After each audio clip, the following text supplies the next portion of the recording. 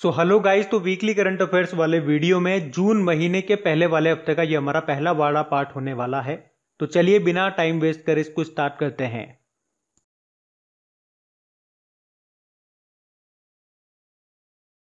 तो बताइए किस राज्य में पिछले 6 सालों में काले हिरण यानी कि ब्लैक बक की संख्या दुगनी हो गई है? तो आंसर होगा उड़ीसा में। तो उड़ीसा के जो वन विभाग है उसने अभी नवीनतम पशु गणना के आंकड़े जारी किए और उसमें बताया कि पिछले 6 सालों में राज्य में जो काले हिरण है उनकी संख्या डबल हो गई है। अच्छा, ब्लैक बग नेशनल पार्क कहां पर है? तो वो गुजरात में है। और ब्लैक बग से आपको याद होगा ये किस राज्य का स्टेट एनिमल है?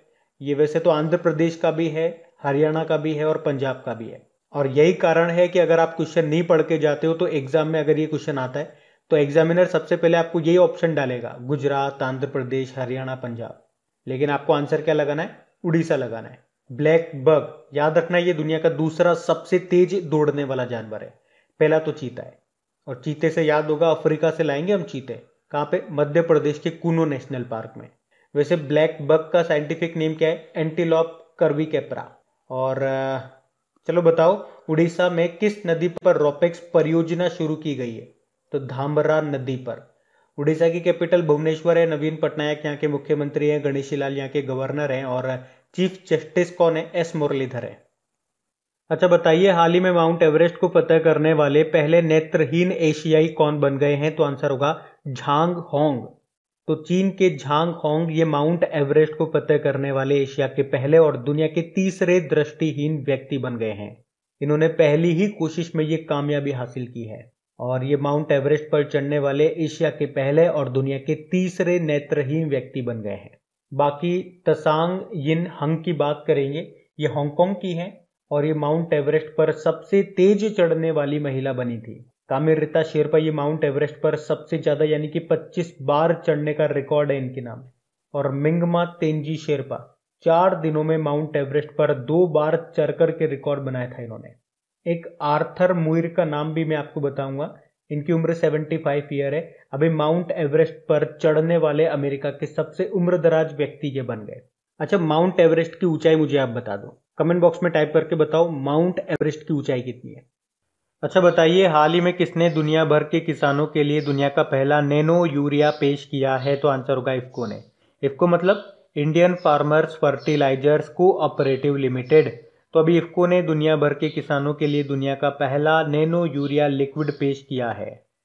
तो इस नैनो यूरिया लिक्विड से जो पैदावार है वो बढ़ेगी, भूमिगत जल स्तर अच्छा होगा और लागत भी कम होगी। अच्छा देखो, अगर मैं आपसे पूछूं कि दुनिया का पहला कार्बनिक यौगिक ऑर्गेनिक कंपाउंड कौन सा है, तो याद रखना यूरिया ही है, जिसका निर्माण किया था वोहलर ने। और इसका फॉर्मूला क्या है? NH2CONH2। और यूरिया का केमिकल नेम क्या है? कार्बामाइड। अच्छा, शरीर में यूरिया का निर्माण कहाँ पे होता है? ये साइंस का प्रश्न है। लीवर में होता है। लीवर हमारे शरीर की सबसे बड़ी ग्रंथि है और हमारे शरीर की सबसे बड़ी अंतःस्रावी ग्रंथि एंडोक्राइन ग्लैंड कौन सी है? थायराइड है। इफ्को की बात करेंगे, स्थापना 1967 में हुई। अध्यक्ष इसके कौन है? BS नकई। बताइए, WHO ने भारत में सबसे पहले पाए गए कोविड-19 वेरिएंट का नाम क्या रखा? तो आंसर होगा कप्पा। एक्चुअली अभी WHO ने भारत में पहली बार पाए गए कोविड-19 के 2 वेरिएंट के नाम दिए हैं। देखो, पहला वेरिएंट था B.1.617.1 जिसका नाम रखा कप्पा। दूसरा वेरिएंट था B.1.617.2 उसका नाम रखा डेल्टा। और देखो, इसी तरह से यूके में जो वेरिएंट मिला था उसका नाम अल्फा रखा। साउथ अफ्रीका में जो वेरिएंट मिला था उसका नाम बीटा रखा। ब्राजील में जो मिला था उसका नाम गामा रखा। तो आपको तो भारत के याद रखने हैं। एक का नाम रखा कप्पा, एक का नाम रखा डेल्टा। अब इस तरह का प्रश्न आपके एग्जाम में आ जाता है और पूछा जाता है वेरिएंट देकर के आपको कि इसका नाम क्या रखा, तो कैसे याद रखोगे? मैंने आपको बताया था। देखो, कप्पा में पीछे आ रहा है प मतलब पहला, तो जो .1 है वो पहला है। और डेल्टा में लास्ट में आ रहा है ट मतलब टू है ना, तो .2 वाला डेल्टा हो गया। ऐसे याद रख लो, बस याद रह जाए आपको, बस इतना है हमें। तो बाकी WHO की बात करेंगे, स्थापना 7 अप्रैल 1948 को होती है। Headquarter Geneva Switzerland. अध्यक्ष इसके तेद्रोस अधानोम है। और अभी दिसंबर 2020 में आपको याद होगा इसके पहले CEO बने थे कौन? अनिल सोनी बने थे। अच्छा, इसी से रिलेटेड आगे हम एक प्रश्न बढ़ेंगे कि WHO के कार्यकारी बोर्ड के अभी नए अध्यक्ष कौन बन गए हैं? वो मैं आपको आगे बताऊंगा। लेकिन अगर आपको पता है, डेली करंट अफेयर्स देखते होंगे और आपको उनका नाम याद है और वो किस देश से हैं, तो कमेंट बॉक्स में टाइप करके बताओ।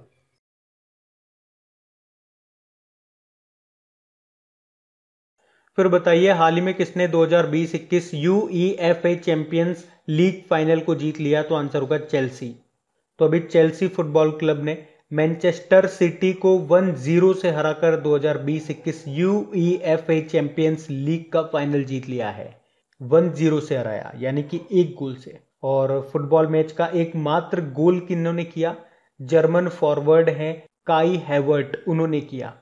और 2012 में पहली जीत हासिल करने के बाद चेल्सी के लिए ये दूसरा चैंपियन लीग खिताब है। बताइए, दुबई में आयोजित एशियाई मुक्केबाजी चैंपियनशिप 2021 की पदक तालिका में भारत कौन से स्थान पे रहा? तो आंसर होगा तीसरे स्थान पे।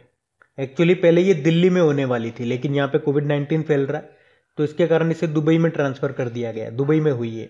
तो इसमें भारत ने 15 मेडल जीते और 15 में से 2 गोल्ड थे, 5 सिल्वर थे, 8 ब्रोंज थे।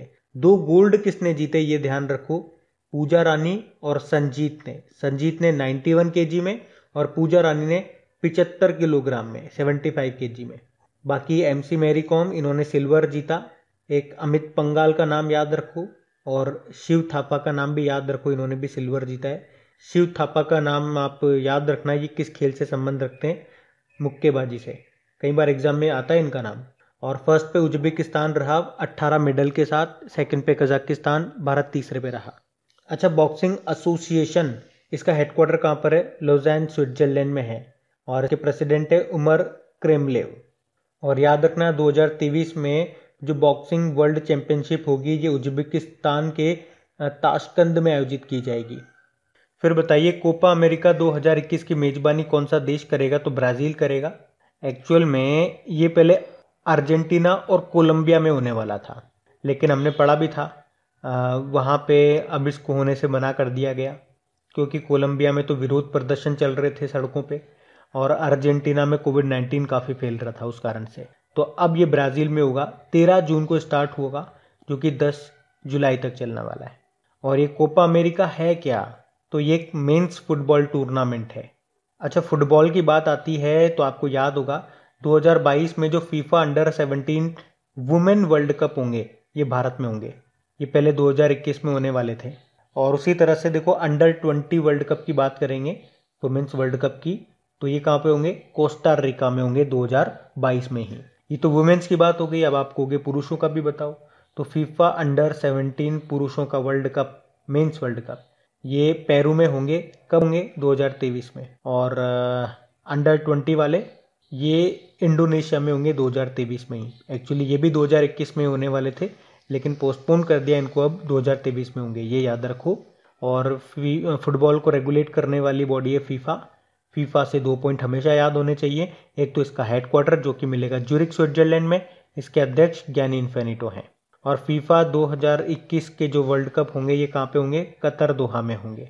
देखो, फुटबॉल से रिलेटेड एक ट्रॉफी आप याद रखो, संतोष ट्रॉफी। पूछा जाता है डायरेक्ट एग्जाम में, संतोष ट्रॉफी का संबंध किस खेल से है? फुटबॉल से है। और भारत के जो फेमस फुटबॉलर हैं, क्या नाम है? बाईचुंग भूटिया। अभी इनके नाम पे एक स्टेडियम भी बन रहा है वैसे। कहाँ पे? नामची, सिक्किम में। और फुटबॉल के एक महान खिलाड़ी थे डिएगो माराडोना, ये अर्जेंटीना के थे, इनका भी निधन हो गया।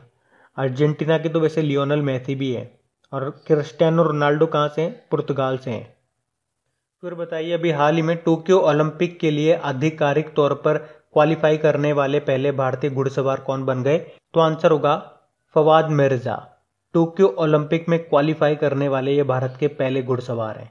और वैसे ओलंपिक के इतिहास में ये भारत की तरफ से क्वालिफाई करने वाले तीसरे भारतीय घुड़सवार हैं। इनसे पहले के 2 कौन से थे?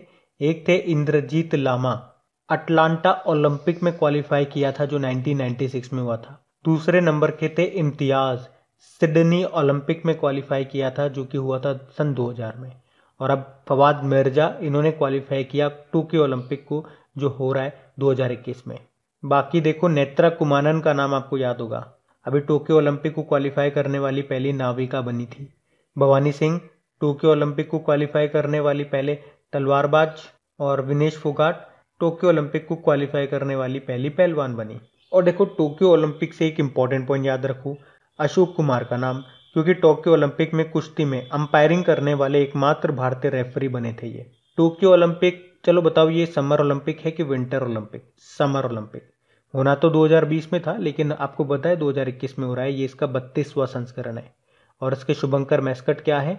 मिराई तोबा और सोमाइती। और अगला जो समर ओलंपिक होगा ये 2024 में होगा पेरिस में। देखो इंटरनेशनल ओलंपिक कमेटी में आपको और बता दूं, इसका हेडक्वार्टर लॉजेन स्विट्जरलैंड में है और इसके अध्यक्ष हैं थॉमस बक, जिन्हें अभी सियोल शांति पुरस्कार देने की घोषणा हुई थी।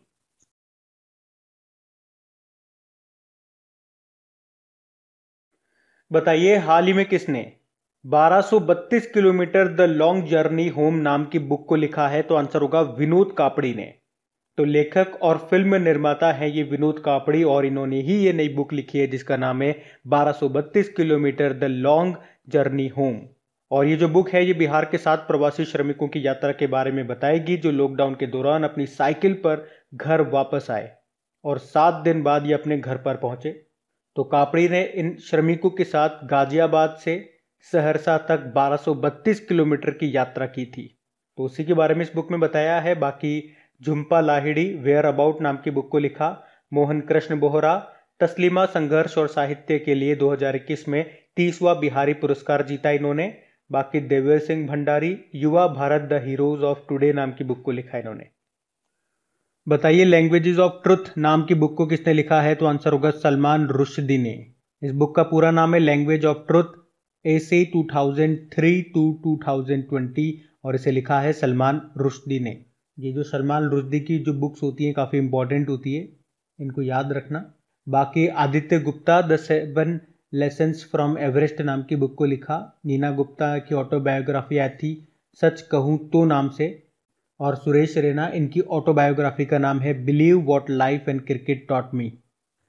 फिर बताइए हाल ही में सावरकर अ कॉन्टेस्टेड लीगेसी 1924 टू 1966 नाम की बुक को किसने लिखा? तो आंसर होगा विक्रम संपत ने।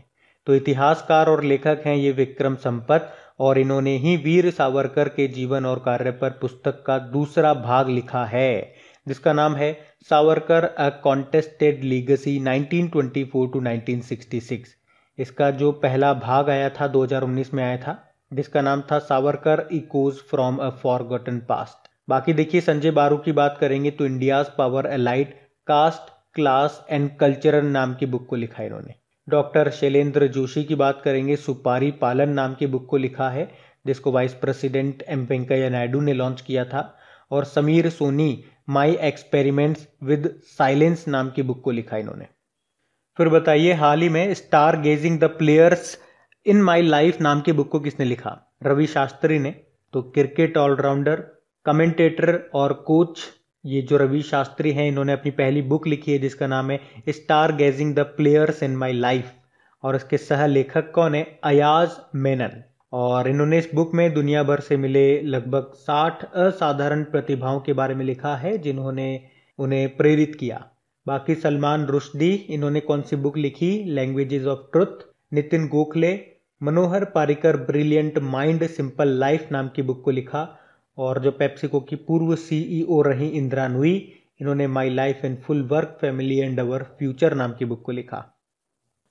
बताइए हाल ही में ऑल यू नीड इज जोश ये जो बुक है इसको किसने लिखा है? सुप्रिया पॉल ने। तो सुप्रिया पॉल ने लिखी है ये उनकी नई बुक जिसका नाम है पूरा नाम है all you need is josh stories of courage and conviction in 21st century India. तो इस बुक में बाधाओं का सामना करने और अपने सपनों को प्राप्त करने वाले लोगों की कहानियों के बारे में बताया गया है। एक तरह से मोटिवेशनल बुक आप कह सकते हो। बाकी नीना गुप्ता की ऑटोबायोग्राफी आई थी जिसका नाम है सच कहूँ तो। शरद पगारे को 31वां व्यास सम्मान मिला उनके उपन्यास पाटलिपुत्र की सम्राज्ञी के लिए। और शरण कुमार लिम्बाले 30वां सरस्वती सम्मान मिला उनके उपन्यास सनातन के लिए।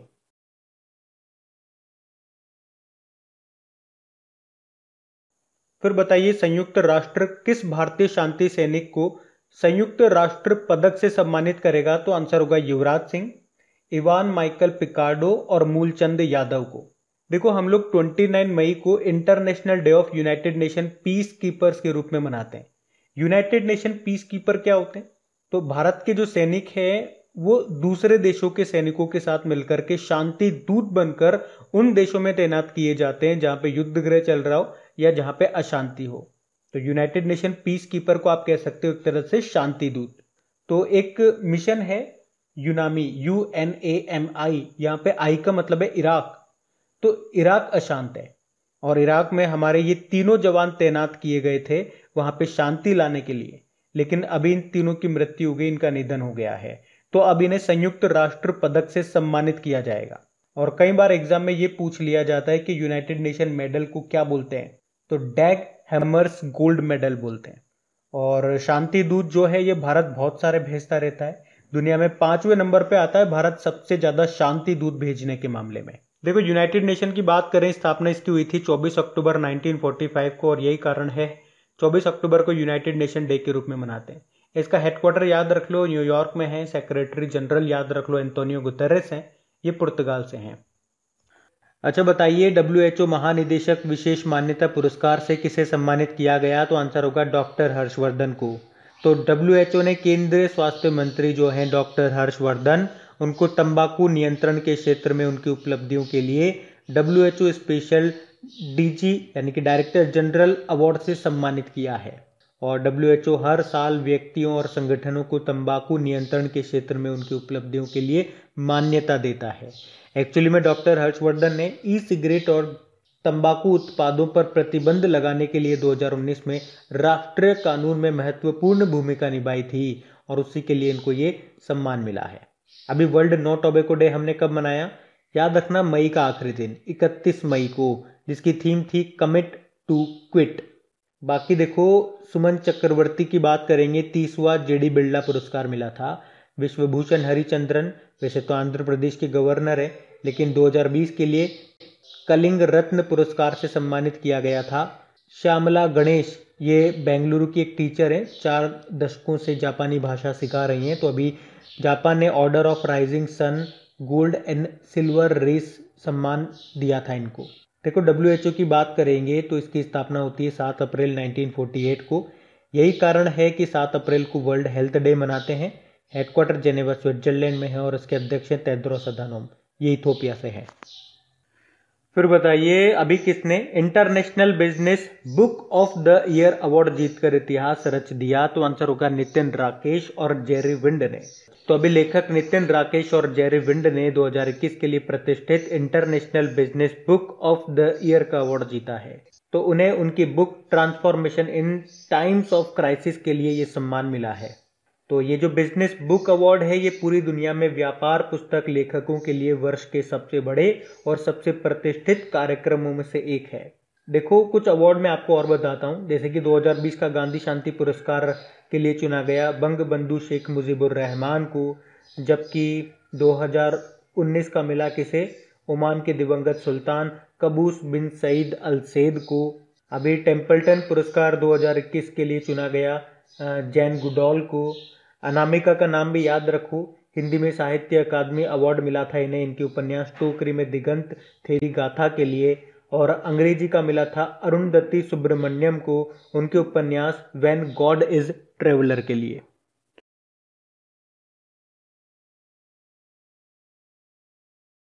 फिर बताइए अभी IBF यानी कि इंडियन ब्रॉडकास्टिंग के अध्यक्ष के रूप में किसे नियुक्त किया गया, विक्रमजीत सेन को। वैसे तो अभी IBF का नाम बदल के क्या हो गया, इंडियन ब्रॉडकास्टिंग एंड डिजिटल, और इसके नए अध्यक्ष बन गए विक्रमजीत सेन। बाकी देखो अरुण कुमार मिश्रा का नाम मोस्ट इंपॉर्टेंट रहेगा। अभी राष्ट्रीय मानवाधिकार आयोग यानी कि नेशनल ह्यूमन राइट कमीशन के नए चीफ बन गए ये। T रविशंकर RBI के नए डेप्यूटी गवर्नर बने और Vishali Hiwase border road organisation की पहली महिला कमांडिंग ऑफिसर बनी है। बताइए अभी अमेरिका की सेना की पहली महिला सचिव कौन बनी है, तो आंसर होगा क्रिस्टीन वर्मुथ बनी है। बाकी मैरिक गारलैंड ये वहां के अटॉर्नी जनरल बने और इनका साथ देने के लिए एसोसिएट अटॉर्नी जनरल बनी थी कौन, भारत की वनीता गुप्ता। मार्था कूम ये केन्या की पहली महिला चीफ जस्टिस बनी और बिल नेल्सन नासा के नए एडमिनिस्ट्रेटर बने, ये 14वें नंबर के।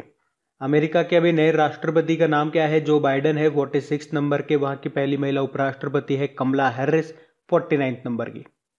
फिर बताइए CII यानी कि कॉन्फेडरेशन ऑफ इंडियन इंडस्ट्री के नए अध्यक्ष के रूप में किसे नियुक्त किया गया? तो आंसर होगा टीवी नरेंद्रन को। टीवी नरेंद्रन ये कौन है? तो ये टाटा स्टील के एमडी सीईओ हैं और इन्हीं को 2021-22 के लिए सीआईआई का अध्यक्ष चुना गया है। ये किनका स्थान लेंगे? ये उदय कोटक का स्थान लेंगे। उदय कोटक ये कोटक महिंद्रा बैंक के एमडी सीईओ हैं। तो अध्यक्ष तो बनेंगे टीवी नरेंद्रन और उपाध्यक्ष बनेंगे हीरो मोटोकॉर्प लिमिटेड के अध्यक्ष जो हैं पवन मुंजाल। बाकी कुलदीप सिंह, वैसे तो ये सीआरपीएफ के डायरेक्टर जनरल हैं, लेकिन अभी इन्हें एडिशनल चार्ज मिला है नेशनल इन्वेस्टिगेशन एजेंसी का। सुबोध कुमार जायसवाल ये सीबीआई के डायरेक्टर बने। अभी उदय शंकर का नाम भी आपने सुना होगा, फिक्की के अध्यक्ष बने थे ये। एस रमन्ना का नाम याद रखो, सिडबी के ये अध्यक्ष बने हैं। सिडबी का हेडक्वार्टर कहाँ है? लखनऊ में। और गोविंद राजू चिंटला ये नाबार्ड के अध्यक्ष हैं। फिर बताइए नौसेना स्टाफ के उप प्रमुख कौन बन गए? तो आंसर होगा रवनीत सिंह। तो वाइस एडमिरल रवनीत सिंह, इनको भी नौसेना स्टाफ के उप प्रमुख के रूप में नियुक्त किया गया है। और किनकी जगह ली इन्होंने? पवार की, जो भी रिटायर्ड हो गए। वैसे हमारे नेवल चीफ कौन है? करमबीर सिंह है। और भारतीय नौसेना दिवस हम कब मनाते हैं? 4 दिसंबर को मनाते हैं। टीवी नरेंद्रन का नाम हमने पढ़ा था, वैसे टाटा स्टील के एमडी सीईओ हैं। अभी 2021-22 के लिए कॉन्फेडरेशन ऑफ इंडियन इंडस्ट्री का अध्यक्ष इन्हें चुना गया है। विक्रमजीत सिंह अभी Indian Broadcasting and Digital Foundation के अध्यक्ष बने। और Jagjit Pawadia International Narcotics Control Board के अध्यक्ष बनी है। और ये इंटरनेशनल नारकोटिक्स कंट्रोल बोर्ड का हेडक्वार्टर कहाँ पर है? वियना, ऑस्ट्रिया में। बताइए अभी असम राइफल्स के 21वें महानिदेशक कौन बन गए? तो आंसर होगा प्रदीप चंद्रन नायर। तो असम राइफल्स, इसे कहते हैं पूर्वोत्तर भारत का प्रहरी, जिसकी स्थापना हुई थी 1835 में और तब इसका नाम कछार लेवी था। बाद में 1917 में इसका नाम असम राइफल्स हो गया। और याद रखना ये भारत का सबसे पुराना अर्धसैनिक बल है, जिसका मुख्यालय मिलेगा आपको शिलोंग, मेघालय में। शिलोंग याद रखना, भारत की 100वीं स्मार्ट सिटी पूछा जाए तो शिलोंग ही है। तो अभी इसके 21वें महानिदेशक कौन बन गए? प्रदीप चंद्रन नायर। बाकी कुलदीप सिंह वैसे तो सीआरपीएफ के डायरेक्टर जनरल हैं और अभी नेशनल इन्वेस्टिगेशन एजेंसी का एडिशनल चार्ज मिला इन्हें। सुबोध कुमार जायसवाल सीबीआई प्रमुख बने और MA Ganpati national security guard के डायरेक्टर जनरल बने। फिर आपको बताना है अभी सीरम इंस्टीट्यूट ऑफ इंडिया के जो सीईओ हैं अदार पूनावाला, उनको किस कंपनी का अध्यक्ष नियुक्त किया गया? तो आंसर होगा मैग्मा फिनकॉर्प। तो मुंबई स्थित गैर बैंकिंग वित्तीय कंपनी है मैग्मा फिनकॉर्प लिमिटेड और उसने अभी 31 मई 2021 को ही सीरम इंस्टीट्यूट ऑफ इंडिया के जो सीईओ हैं अदार पूनावाला, उनको कंपनी का अध्यक्ष नियुक्त किया है। अदार पूनावाला से आपको याद होगा अभी फॉर्च्यून के जो वर्ल्ड 50 ग्रेटेस्ट लीडर्स 2021 की जो सूची आई थी उसमें टॉप 10 में थे ये, और टॉप 10 में आने वाले ये एकमात्र भारतीय थे। इनकी रैंक कौन सी रही थी? 10वें नंबर की रैंक रही थी और उस लिस्ट में टॉप पे थी न्यूजीलैंड के प्रधानमंत्री जेसिंडा आर्डन। अच्छा बताइए अभी इजराइल के राष्ट्रपति कौन बन गए? तो आंसर होगा इसाक हरजोग। ये इजराइल के 11वें नंबर के राष्ट्रपति बने हैं। इन्होंने किनका स्थान लिया? रुवेन रिवलिन का स्थान लिया। बाकी सीरिया के प्रेसिडेंट बन गए बशर अल बशद, इक्वेडोर के प्रेसिडेंट बने गुइलेर्मो लासो और स्लोवाकिया के बन गए प्रधानमंत्री एडवर्ड हैगर। देखो वैसे तो इजराइल के अभी नए प्रधानमंत्री कौन होंगे, चलो आप बताओ कमेंट बॉक्स में टाइप करके। ये प्रश्न हम आगे पढ़ेंगे और डेली करंट अफेयर्स पढ़ते होगे तो वह मैं आपको बता चुका हूँ उस लेक्चर में। अगर आपको आता है नाम उनका तो कमेंट बॉक्स में टाइप करके बताओ। और यहाँ की करेंसी क्या है? इजराइल न्यू शेकेल है। संसद को नेसेट कहते हैं। और याद रखना इजराइल किस सागर से अपनी सीमा बनाता है? तो भूमध्य सागर से। और भूमध्य सागर की जब भी बात आती है एक प्रश्न मैं आपको बताता हूँ जो एग्जाम में आया था कि भूमध्य सागर की कुंजी किसे कहते हैं? जिब्राल्टर संधि को। केरल की सौम्या संतोष है, उन्हें मानद पुरस्कार नागरिकता देने की घोषणा की है इजराइल ने। एक और नाम याद रखो अल अक्सा मस्जिद का, ये कहाँ पर है? अब ये काफ़ी न्यूज़ में थी। तो इजराइल जेरूसलम में। और इजराइल की जासूसी एजेंसी है मोसाद और उसके नए प्रमुख बन गए डेविड बार्निया। बताइए हाल ही में WHO कार्यकारी बोर्ड के अध्यक्ष किसे नियुक्त किया गया? तो आंसर होगा डॉक्टर पैट्रिक को। तो केन्या के स्वास्थ्य मंत्रालय के कार्यवाहक महानिदेशक हैं ये डॉक्टर पैट्रिक अमोस और इनको भी 1 साल के लिए WHO के कार्यकारी बोर्ड का अध्यक्ष नियुक्त किया गया है। अभी तक आप जानते हो WHO के कार्यकारी बोर्ड के अध्यक्ष कौन थे? डॉक्टर हर्षवर्धन थे। पिछले 1 साल से। तो अभी इनका कार्यकाल पूरा हो गया। तो अब ये जो डॉक्टर पैट्रिक है ये हर्षवर्धन की जगह लेंगे। अभी डॉक्टर हर्षवर्धन से हमने पढ़ा था भारत में ई सिगरेट को बैन करने के लिए WHO महानिदेशक मान्यता पुरस्कार से इनको सम्मानित किया था। बाकी देख लो, doctor D Nageshwar Rudolf Schindler पुरस्कार जीतने वाले पहले भारतीय बने। Doctor Tahira Qutubuddin Arab world Nobel पुरस्कार जीतने वाली पहली भारतीय बनी। और नुक्लू फॉर्म व्हीटली अवार्ड 2021 इन्होंने जीता अमूर फॉल्कन के संरक्षण के लिए। ये नागालैंड से हैं और पहले भारतीय हैं ये अवार्ड जीतने वाले। और इस अवार्ड को याद रखना ग्रीन ऑस्कर कहते हैं। तो डॉक्टर पैट्रिक अमोथ ये है कहाँ से? ये केन्या से हैं, ये भी याद रखना। केन्या की कैपिटल होती है नैरोबी और यहीं पे यूनाइटेड नेशन एनवायरनमेंट प्रोग्राम का हेडक्वार्टर भी है। केन्या की करेंसी क्या है? केन्याई शिलिंग। और प्रेसिडेंट है वहाँ के उरुहु केन्याटा। अभी केन्या की पहली महिला चीफ जस्टिस कौन बनी थी? मार्था कूम बनी थी। तो केन्या से ये 2 इंपॉर्टेंट नाम आपको याद रखने हैं, डॉक्टर पैट्रिक का और मार्था कूम का।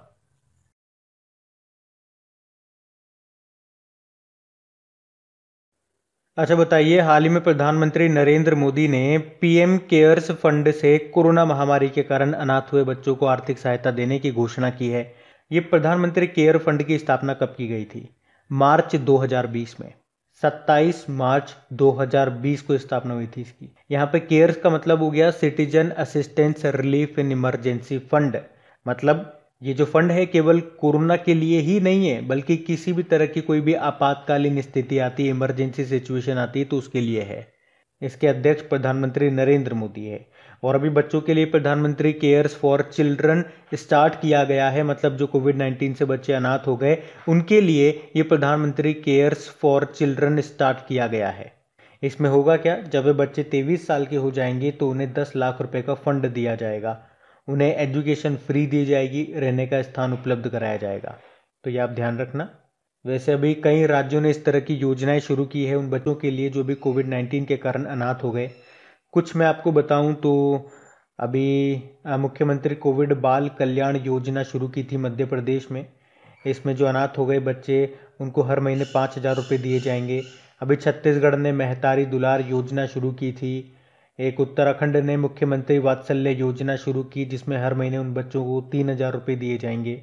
तो ये आप ध्यान रखना। फिर बताइए, अभी किस राज्य सरकार ने घर घर औषधि योजना को शुरू किया? तो आंसर होगा राजस्थान ने।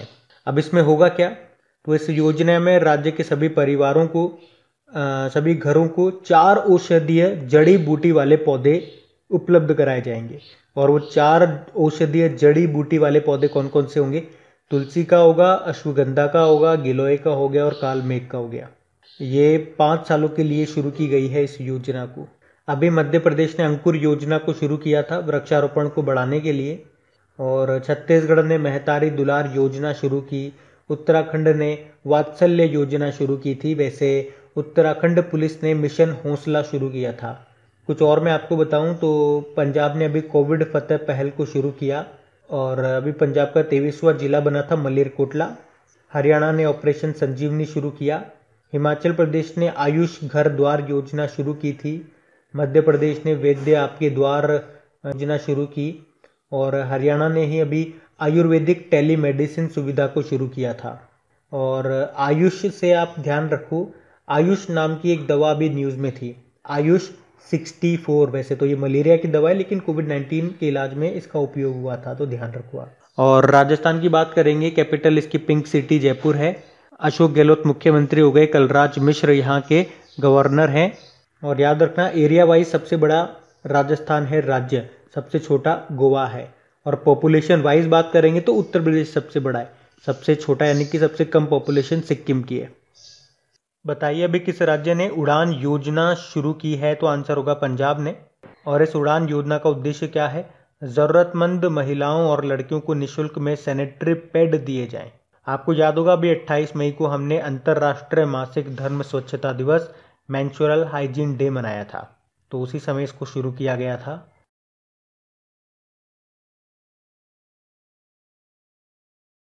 फिर बताना है विश्व दुग्ध दिवस वर्ल्ड मिल्क डे कब मनाया जाता है? तो आंसर होगा 1 जून को। और पहली बार इसे 2001 में मनाया गया था। मनाता कौन है? फूड एग्रीकल्चर ऑर्गेनाइजेशन, जिसका हेडक्वार्टर है रोम इटली में। और इसकी थीम रही sustainability in the dairy sector, दुग्ध क्षेत्र में स्थिरता। ये तो हो गया वर्ल्ड मिल्क डे। एक नेशनल मिल्क डे भी होता है जो हम 26 नवंबर को मनाते हैं। वैसे 26 नवंबर को संविधान दिवस के रूप में भी मनाते हैं। एक्चुअली में वर्गीज कुरियन का जन्मदिन होता है 26 नवंबर को, इसलिए हम नेशनल मिल्क डे मनाते हैं 26 नवंबर को। वर्गीज कुरियन, इन्होंने ऑपरेशन फ्लड यानी कि जिसे आप श्वेत क्रांति कहते हैं उसकी शुरुआत की थी। फादर ऑफ वाइट रिवॉल्यूशन इनको कहा जाता है। और जो अमूल है, जो आपको इसका मुख्यालय मिलेगा आनंद गुजरात में, उसके संस्थापक भी हैं ये।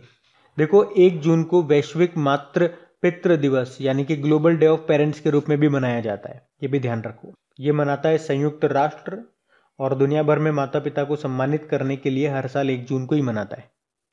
अच्छा बताइए, हाल ही में विश्व साइकिल दिवस कब मनाया गया? तो आंसर होगा 3 जून को। तो इसे मनाने का उद्देश्य क्या है? समाज के सभी सदस्यों के बीच साइकिल को बढ़ावा देना। तो सिंपल सा याद रखेंगे आप, विश्व साइकिल दिवस, वर्ल्ड बाइसिकल डे 3 जून को होता है।